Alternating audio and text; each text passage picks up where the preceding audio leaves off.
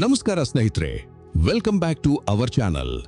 ನಾವಿವತ್ತು ಬಂದಿರೋದು ದಕ್ಷಿಣ ಭಾರತದ ಅತ್ಯಂತ ಪ್ರಸಿದ್ಧ ಮತ್ತು ರೋಮಾಂಚನಕಾರಿ ವನ್ಯಜೀವಿ ಧಾಮಕ್ಕೆ. ಅದೇ ನಮ್ಮ ಹೆಮ್ಮೆಯ ಕಾಕನಕೋಟೆ ಕಬಿನಿ ಫಾರೆಸ್ಟ್. ಸ್ನೇಹಿತರೆ, ಈ ಕಬಿನಿ ಅಥವಾ ಕಾಕನಕೋಟೆ ಕಾಡು ನಾಗರಹೊಳೆ ರಾಷ್ಟ್ರೀಯ ಉದ್ಯಾನವನದ ಒಂದು ಭಾಗ. ಮೈಸೂರಿನಿಂದ ಸುಮಾರು 80 ಕಿಲೋಮೀಟರ್ ದೂರದಲ್ಲಿದೆ.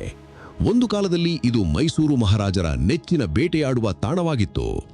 ಹಳೆಯ ಕನ್ನಡ ಸಿನಿಮಾ ಕಾಕನಕೋಟೆ ನೆನಪಿದೆಯಲ್ಲ, ಆ ಕಥೆ ಹುಟ್ಟಿದ್ದೇ ಈ ಜಾಗದಲ್ಲಿ. ಬ್ರಿಟಿಷರ ಕಾಲದಲ್ಲಿ ಆನೆಗಳನ್ನು ಹಿಡಿಯಲು ಬಳಸುತ್ತಿದ್ದ ಖೆಡ್ಡಾ ಆಪರೇಷನ್ಗೆ ಈ ಕಾಕನಕೋಟೆ ತುಂಬಾ ಫೇಮಸ್ ಆಗಿತ್ತು. ಆದರೆ ಇವತ್ತು ಇದು ಪ್ರಾಣಿಗಳ ಸಂರಕ್ಷಿತ ತಾಣ. Oh my god, just look at that. ಅಲ್ಲಿ ನೋಡಿ, ಎಂಥ ಬ್ಯೂಟಿಫುಲ್ ಸೈಟಿಂಗ್. ಬೇಟೆಯಾಡಿ ಸುಸ್ತಾಗಿ ತನ್ನದೇ ಸಾಮ್ರಾಜ್ಯದಲ್ಲಿ ಯಾರಿಗೂ ಹೆದರದೆ ಆರಾಮವಾಗಿ ರೆಸ್ಟ್ ಮಾಡ್ತಿರೋ ಒಬ್ಬ ಗಂಡು ಹುಲಿ. ಇಡೀ ಕಾಡನ್ನೇ ನಡಗಿಸೋ ಆ ಕಾಡಿನ ರಾಜ ಈಗ ಎಷ್ಟು ಶಾಂತವಾಗಿ ಮಲಗಿದಾನೆ ನೋಡಿ. ಆ ವಿಶಾಲವಾದ ಮುಖ, ಆ ಗಾಂಭೀರ್ಯ.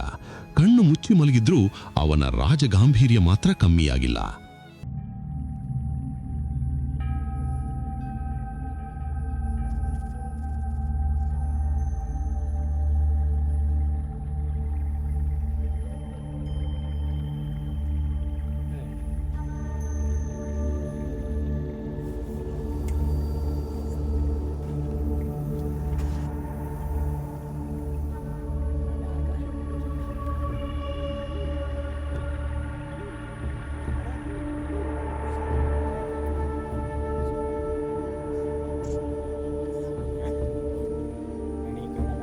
ಸ್ನೇಹಿತರೆ, ನಿಮಗೆ ಗೊತ್ತಾ, ಹೆಣ್ಣು ಹುಲಿಗಳಿಗೆ ಹೋಲಿಸಿದರೆ ಗಂಡು ಹುಲಿಗಳ ಲೈಫ್ ಸ್ಟೈಲ್ ತುಂಬಾ ಡಿಫರೆಂಟ್ ಮತ್ತು ಚಾಲೆಂಜಿಂಗ್ ಆಗಿರುತ್ತೆ. ದೊಡ್ಡ ಸಾಮ್ರಾಜ್ಯ, ಒಂದು ಗಂಡು ಹುಲಿಯ ಟೆರಿಟರಿ ಅಂದ್ರೆ ಸಾಮ್ರಾಜ್ಯ ಸುಮಾರು 30ರಿಂದ 100 ಚದರ ಕಿಲೋಮೀಟರ್ಗಳಷ್ಟು ದೊಡ್ಡದಾಗಿರುತ್ತೆ. ಇದರ ವ್ಯಾಪ್ತಿಯಲ್ಲಿ 3-4 ಹೆಣ್ಣು ಹುಲಿಗಳಿರ್ತವೆ. ನಿರಂತರ ದಸ್ತು ಅಂದ್ರೆ ಪೆಟ್ರೋಲಿಂಗ್. ತನ್ನ ಸಾಮ್ರಾಜ್ಯಕ್ಕೆ ಬೇರೆ ಯಾವುದೇ ಗಂಡು ಹುಲಿ ಬರಬಾರದು ಅಂತ ಇವು ಪ್ರತಿದಿನ ಮೈಲುಗಟ್ಟಲೆ ನಡೆದು ಗಡಿ ಕಾಯ್ತವೆ. ಮೂತ್ರ ಮತ್ತು ಉಗುರುಗಳಿಂದ ಮರಗಳನ್ನು ಕೆರೆದು ತಮ್ಮ ಗಡಿಯನ್ನು ಗುರುತು ಮಾಡ್ತವೆ.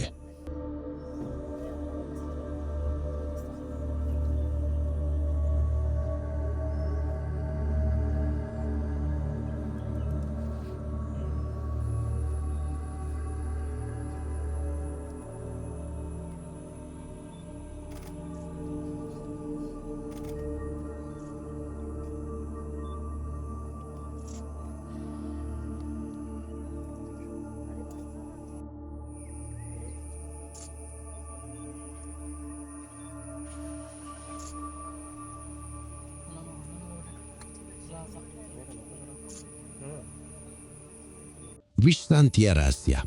ಹುಲಿಗಳು ದಿನಕ್ಕೆ ಬರೋಬ್ಬರಿ 16ರಿಂದ 18 ಗಂಟೆಗಳ ಕಾಲ ವಿಶ್ರಾಂತಿ ಪಡಿತವೆ ಅಥವಾ ನಿದ್ದೆ ಮಾಡ್ತವೆ. ಯಾಕಂದ್ರೆ ಬೇಟೆಯಾಡಲು ಇವುಗಳಿಗೆ ಭಾರೀ ಪ್ರಮಾಣದ ಎನರ್ಜಿ ಬೇಕಾಗುತ್ತೆ. ಈಗ ನಮ್ಮ ಮುಂದೆ ಮಲಗಿರೋ ಈ ರಾಜ ಕೂಡ ರಾತ್ರಿ ಇಡೀ ಗಸ್ತು ತಿರುಗಿ ಅಥವಾ ಭರ್ಜರಿ ಬೇಟೆಯಾಡಿ ಇಲ್ಲಿ ಬಂದು ದಣಿವು ಆರಿಸ್ಕೊಳ್ತಿದ್ದಾನೆ.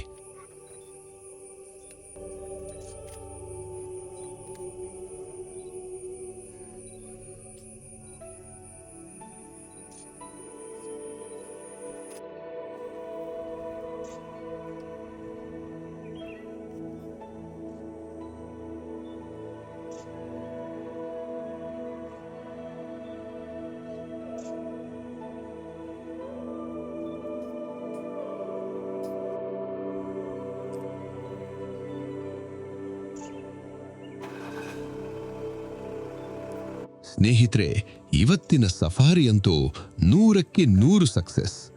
ಮಲಗಿರೋ ಹುಲಿಯನ್ನು ಇಷ್ಟು ಹತ್ತಿರದಿಂದ ಇಷ್ಟು ಕ್ಲಿಯರ್ ಆಗಿ ನೋಡೋ ಭಾಗ್ಯ ಎಲ್ಲರಿಗೂ ಸಿಗಲ್ಲ.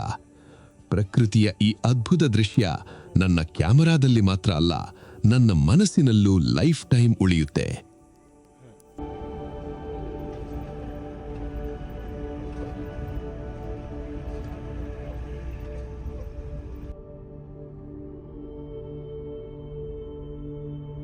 ಕಾಡುಗಳ ಸೌಂದರ್ಯವನ್ನ ಹೆಚ್ಚಿಸುವ, ಸದಾ ಲವಲವಿಕೆಯಿಂದ ಓಡಾಡುವ ಚುಕ್ಕೆ ಜಿಂಕೆಗಳೇ, ನಾವು ಕಾಡಿಗೆ ಸಫಾರಿಗೆ ಹೋದಾಗ ಹುಲಿ ಚಿರತೆ ಸಿಕ್ಕರೆ ಎಷ್ಟು ಖುಷಿ ಪಡ್ತೀವೋ ಅಷ್ಟೇ ಮನಸ್ಸಿಗೆ ನೆಮ್ಮದಿ ಕೊಡೋದು ಈ ಸುಂದರ ಚುಕ್ಕೆ ಜಿಂಕೆಗಳನ್ನು ನೋಡಿದಾಗ. ಚಿನ್ನದಂತಹ ಮೈಬಣ್ಣ, ಅದರ ಮೇಲೆ ಬಿಳಿ ಚುಕ್ಕೆಗಳು, ಕಿರೀಟದ ತರಹ ಇರೋ ಕೊಂಬುಗಳು. ನಿಜಕ್ಕೂ ಇವು ಕಾಡಿನ ಸೌಂದರ್ಯ ದೇವತೆಗಳು.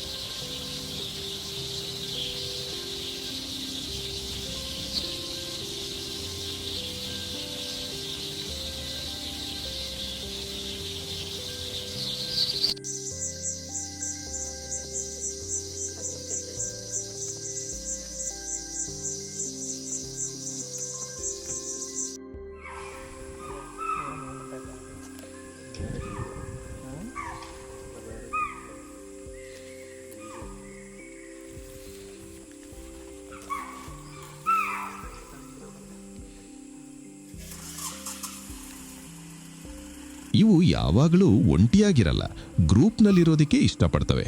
ಈ ಗ್ರೂಪ್ಗಳನ್ನು ಹರ್ಡ್ ಅಂತ ಕರೀತಾರೆ. ಒಂದು ಗ್ರೂಪ್ನಲ್ಲಿ 10ರಿಂದ ಹಿಡಿದು 50-60 ಜಿಂಕೆಗಳು ಇರಬಹುದು. ಇವುಗಳ ದಿನಚರಿ ಶುರುವಾಗೋದು ಮುಂಜಾನೆ, ಬೆಳಗಿನ ಜಾವ ಮತ್ತು ಸಂಜೆ ಸೂರ್ಯ ಮುಳುಗೋ ಸಮಯದಲ್ಲಿ ಇವು ತುಂಬಾ ಆಕ್ಟಿವ್ ಆಗಿರ್ತವೆ. ಮಧ್ಯಾಹ್ನದ ಕಡು ಬಿಸಿಲಿನಲ್ಲಿ ದೊಡ್ಡ ದೊಡ್ಡ ಮರಗಳ ನೆರಳಿನಲ್ಲಿ ಕುಳಿತು ಜಗಿಯುತ್ತಾ ವಿಶ್ರಾಂತಿ ಪಡೀತವೆ.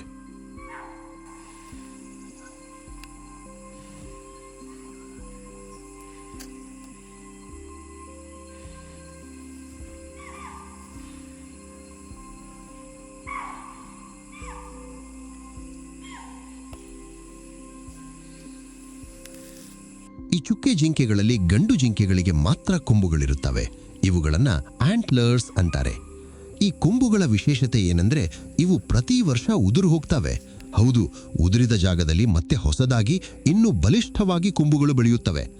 ಹೆಣ್ಣು ಜಿಂಕೆಗಳನ್ನು ಆಕರ್ಷಿಸಲು ಮತ್ತು ತಮ್ಮ ಗ್ರೂಪ್ನಲ್ಲಿ ತಾನೇ ಬಾಸ್ ಅಂತ ತೋರಿಸಿಕೊಳ್ಳಲು ಗಂಡು ಜಿಂಕೆಗಳು ಈ ಕೊಂಬುಗಳನ್ನು ಬಳಸಿ ಪರಸ್ಪರ ಹೋರಾಡ್ತವೆ.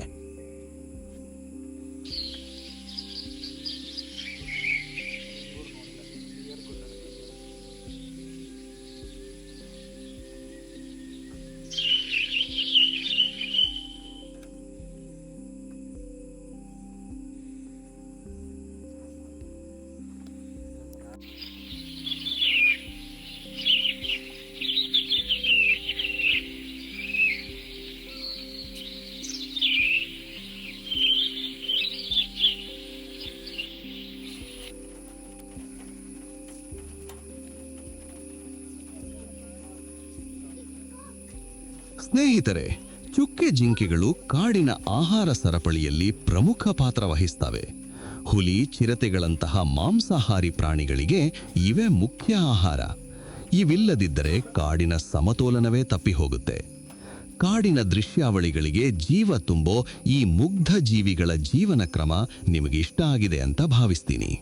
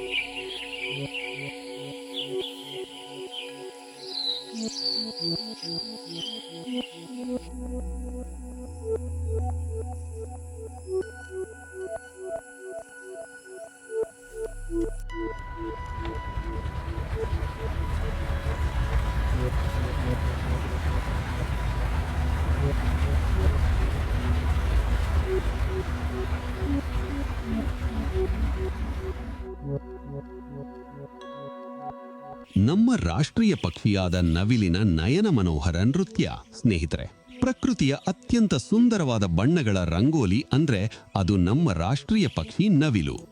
ನವಿಲು ಗರಿಬಿಚ್ಚಿ ನರ್ತಿಸೋದನ್ನ ಕಣ್ಣಾರೆ ನೋಡೋದೇ ಒಂದು ಜನ್ಮಸಾರ್ಥಕ ಕ್ಷಣ. ಮೊದಲನೇದಾಗಿ, ನಾವೆಲ್ಲ ಅಂದುಕೊಂಡ ಹಾಗೆ ನವಿಲು ಕೇವಲ ಮಳೆಯನ್ನು ಸ್ವಾಗತಿಸಲು ನೃತ್ಯ ಮಾಡಲ್ಲ. ಹೌದು, ಇದು ಅಸಲಿ ರಹಸ್ಯ. ಈ ಸುಂದರವಾದ ಗರಿಗಳು ಇರೋದು ಕೇವಲ ಗಂಡು ನವಿಲುಗಳಿಗೆ ಮಾತ್ರ. ಹೆಣ್ಣು ನವಿಲುಗಳನ್ನು ಆಕರ್ಷಿಸುವುದಕ್ಕಾಗಿ ಗಂಡು ನವಿಲುಗಳು ಈ ರೀತಿ ಗರಿ ಬಿಚ್ಚಿ ನಾಟ್ಯ ಆಡ್ತವೆ. ಈ ನೃತ್ಯದ ಸಮಯದಲ್ಲಿ ಅವು ತಮ್ಮ ಗರಿಗಳನ್ನು ಒಂದು ವಿಶಿಷ್ಟ ಶೈಲಿಯಲ್ಲಿ ನಡುಗಿಸ್ತವೆ. ಇದರಿಂದ ಒಂದು ಸಣ್ಣ ಧ್ವನಿ ಹೊರಹೊಮ್ಮುತ್ತದೆ. ಇದು ನಮಗೆ ಕೇಳಿಸದಿದ್ದರೂ ಮೈಲು ದೂರದಲ್ಲಿರುವ ಹೆಣ್ಣು ನವಿಲುಗಳಿಗೆ ಸ್ಪಷ್ಟವಾಗಿ ಕೇಳಿಸುತ್ತದೆ. ಯಾವ ಗಂಡು ನವಿಲಿನ ಗರಿಗಳು ಅತಿ ಹೆಚ್ಚು ಗಾಢವಾಗಿ ಸುಂದರವಾಗಿ ಇರುತ್ತವೆಯೋ ಹೆಣ್ಣು ನವಿಲು ಅದನ್ನೇ ತನ್ನ ಸಂಗಾತಿಯನ್ನಾಗಿ ಆರಿಸಿಕೊಳ್ಳುತ್ತದೆ.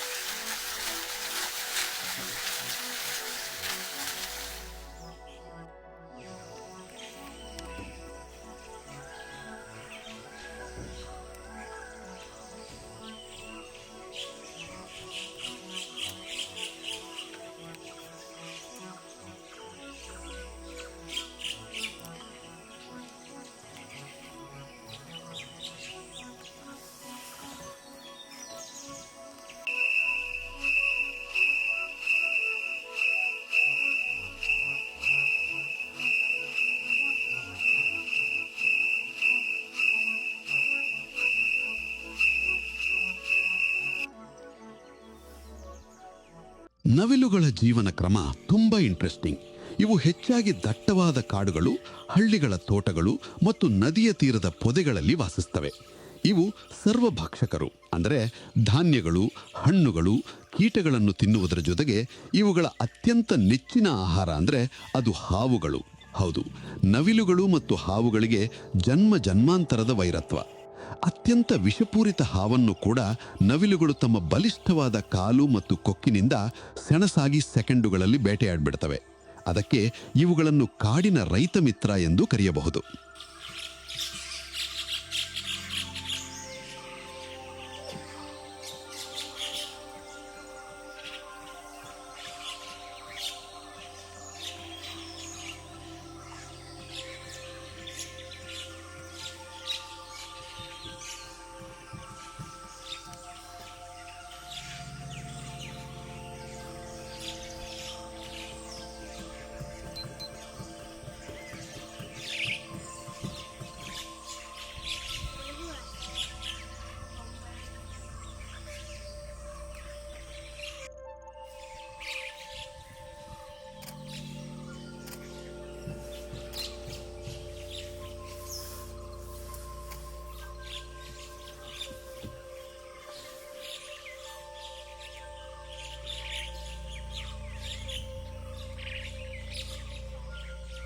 ಜನರಲ್ಲಿ ಒಂದು ಮೂಢನಂಬಿಕೆ ಇದೆ, ಹೆಣ್ಣು ನವಿಲು ಗಂಡು ನವಿಲಿನ ಕಣ್ಣೀರನ್ನು ಕುಡಿದು ಗರ್ಭ ಧರಿಸುತ್ತದೆ ಎಂದು. ಆದರೆ ವಿಜ್ಞಾನದ ಪ್ರಕಾರ ಇದು ಸಂಪೂರ್ಣ ಸುಳ್ಳು. ಇವುಗಳಲ್ಲೂ ಇತರ ಹಕ್ಕಿಗಳಂತೆಯೇ ಸಾಮಾನ್ಯ ದೈಹಿಕ ಸಂಪರ್ಕದ ಮೂಲಕವೇ ಸಂತಾನೋತ್ಪತ್ತಿ ನಡೆಯುತ್ತದೆ. ಸ್ನೇಹಿತರೆ, ತನ್ನ ಅದ್ಭುತ ಬಣ್ಣಗಳಿಂದ ಇಡೀ ಕಾಡಿಗೆ ಕಳೆ ತರುವ ನಮ್ಮ ರಾಷ್ಟ್ರೀಯ ಪಕ್ಷಿ ನವಿಲಿನ ಈ ನಾಟ್ಯ ಇಷ್ಟ ಆಗಿದೆ ಅಂತ ಭಾವಿಸ್ತೀನಿ. ಮುಂದಿನ ಬಾರಿ ನೀವು ನವಿಲಿನ ನೃತ್ಯ ನೋಡಿದಾಗ ಈ ವಿಷಯಗಳು ಖಂಡಿತ ನೆನಪಿಗೆ ಬರ್ತವೆ.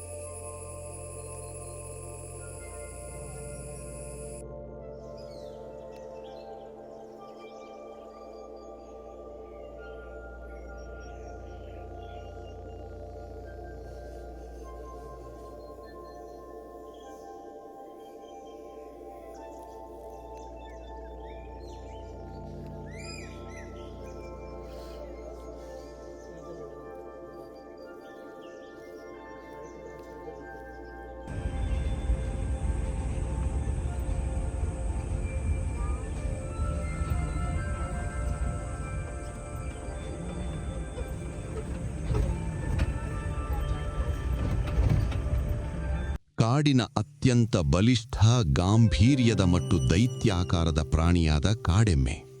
ಕಾಡಿನ ರಾಜ ಹುಲಿ ಇರಬಹುದು, ಕಾಡಿನ ದೈತ್ಯ ಆನೆ ಇರಬಹುದು, ಆದರೆ ಜಗತ್ತಿನ ಯಾವುದೇ ಪ್ರಾಣಿಗೂ ಹೆದರದೆ ಒಂಟಿಯಾಗಿ ನಿಂತು ಕಾಡನ್ನೇ ನಡುಗಿಸೋ ತಾಕತ್ತಿರೋ ಮತ್ತೊಂದು ಜೀವಿ ಇದೆ. ಅದೇ ನಮ್ಮ ಹೆಮ್ಮೆಯ ಕಾಡೆಮ್ಮೆ ಅಥವಾ ಇಂಡಿಯನ್ ಗೌರ್. ಇವುಗಳನ್ನು ನೋಡಿದ್ರೆ ಸಾಕು ಕಾಡಿನ ಅಸಲಿ ಬಾಡಿ ಬಿಲ್ಡರ್ ಅಂದ್ರೆ ಇವೇ ಅನ್ಸುತ್ತೆ.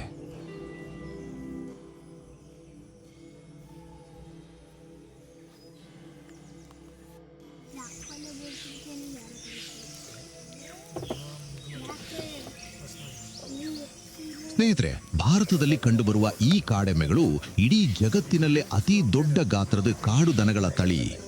ಒಂದು ಗಂಡು ಕಾಡೆಮ್ಮೆ ಬರೋಬ್ಬರಿ 600ರಿಂದ 1000 ಕಿಲೋಗ್ರಾಂವರೆಗೂ ತೂಕ ಇರುತ್ತೆ. ಅಂದ್ರೆ ಒಂದು ಸಣ್ಣ ಕಾರಿನಷ್ಟು ತೂಕ. ಇವುಗಳ ಮೈ ಬಣ್ಣ ಕಡು ಕಪ್ಪು ಅಥವಾ ಕಾಫಿ ಬಣ್ಣದಲ್ಲಿದ್ರೆ ಇವುಗಳ 4 ಕಾಲುಗಳ ಕೆಳಭಾಗ ಬಿಳಿ ಬಣ್ಣದಲ್ಲಿರುತ್ತೆ.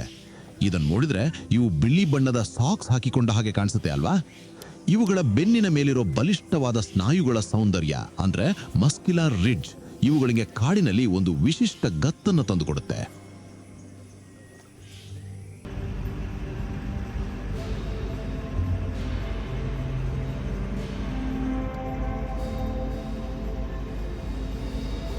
ಕಾಡಿನ ಅತ್ಯಂತ ತೀಕ್ಷ್ಣ, ಚುರುಕಾದ ಮತ್ತು ಅಪಾಯಕಾರಿ ಬೇಟೆಗಾರ ಪಕ್ಷಿಯಾದ ಕ್ರೆಸ್ಟೆಡ್ ಹಾಕ್ ಈಗಲ್.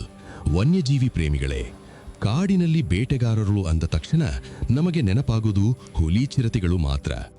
ಆದರೆ ಆಕಾಶದಲ್ಲಿ ಹಾರಾಡುತ್ತಾ ಗಾಳಿಯಲ್ಲೇ ಸ್ಕೆಚ್ ಹಾಕಿ ಸೆಕೆಂಡುಗಳಲ್ಲಿ ಬೇಟೆಯನ್ನ ಮುಗಿಸುವ ಒಬ್ಬ ಸೈಲೆಂಟ್ ಕಿಲ್ಲರ್ ಇದ್ದಾನೆ. ಅದೇ ಈ ಕ್ರೆಸ್ಟೆಡ್ ಹಾಕ್ ಈಗಲ್. ಇವತ್ತು ನಾವು ಸಫಾರಿಯಲ್ಲಿದ್ದಾಗ ನಮಗೆ ಸಿಕ್ಕಿದ್ದು ಸಾಮಾನ್ಯ ದೃಶ್ಯ ಅಲ್ಲ ಗಾಯ್ಸ್. ಸ್ನೇಹಿತರೆ, ಈ ಪಕ್ಷಿಯನ್ನ ಚೇಂಜಬಲ್ ಹಾಕ್ ಈಗಲ್ ಅಂತಲೂ ಕರೆಯುತ್ತಾರೆ. ಯಾಕಂದ್ರೆ ಇವುಗಳ ಮೈಬಣ್ಣ ಒಂದೇ ಥರ ಇರಲ್ಲ. ಜಾಗದಿಂದ ಜಾಗಕ್ಕೆ ಕಡು ಕಪ್ಪಿನಿಂದ ಹಿಡಿದು ತಿಳಿ ಕಂದು ಬಣ್ಣದವರೆಗೆ ಬದಲಾಗುತ್ತಿರುತ್ತೆ. ಇವು ಹೆಚ್ಚಾಗಿ ದಟ್ಟವಾದ ಕಾಡುಗಳು ಮತ್ತು ಅರಣ್ಯದ ಅಂಚಿನಲ್ಲಿರುವ ಎತ್ತರದ ಮರಗಳಲ್ಲಿ ಒಂಟಿಯಾಗಿ ವಾಸಿಸುತ್ತವೆ. ಸ್ನೇಹಿತರೆ, ಕಾಡಿನ ನಿಯಮವೇ ಹಾಗೆ. ಇಲ್ಲಿ ಬಲಿಷ್ಠವಾಗಿದ್ದವರು ಮಾತ್ರ ಬದುಕಲು ಸಾಧ್ಯ. ಕ್ರೆಸ್ಟೆಡ್ ಹಾಕ್ ಈಗಲ್ ತನ್ನ ಬೇಟೆ ಜೊತೆ ಸಿಕ್ಕ ಈ ಅಪರೂಪದ ಕ್ಷಣ ನನ್ನ ಕ್ಯಾಮೆರಾದಲ್ಲಿ ಅದ್ಭುತವಾಗಿ ಸೆರೆಯಾಗಿದೆ.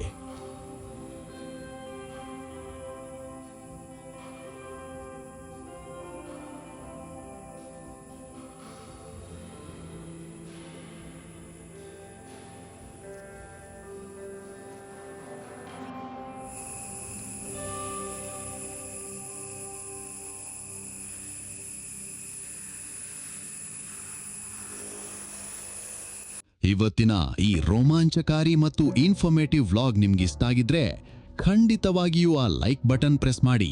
ನಿಮ್ಮ ವೈಲ್ಡ್ ಲೈಫ್ ಫ್ರೆಂಡ್ಸ್ ಜೊತೆ ವಿಡಿಯೋನ ಶೇರ್ ಮಾಡಿ. ಇಂತಹದ್ದೇ ಪ್ರಕೃತಿಯ ಕ್ರೂರ ಮತ್ತು ಸುಂದರ ದೃಶ್ಯಗಳಿಗಾಗಿ ನಮ್ಮ ಚಾನೆಲ್ಗೆ ಈಗಲೇ ಸಬ್ಸ್ಕ್ರೈಬ್ ಆಗಿ. ಮುಂದಿನ ವಿಡಿಯೋದಲ್ಲಿ ಸಿಗೋಣ. ಅಲ್ಲಿಯವರೆಗೂ ಬಾಯ್ ಬಾಯ್.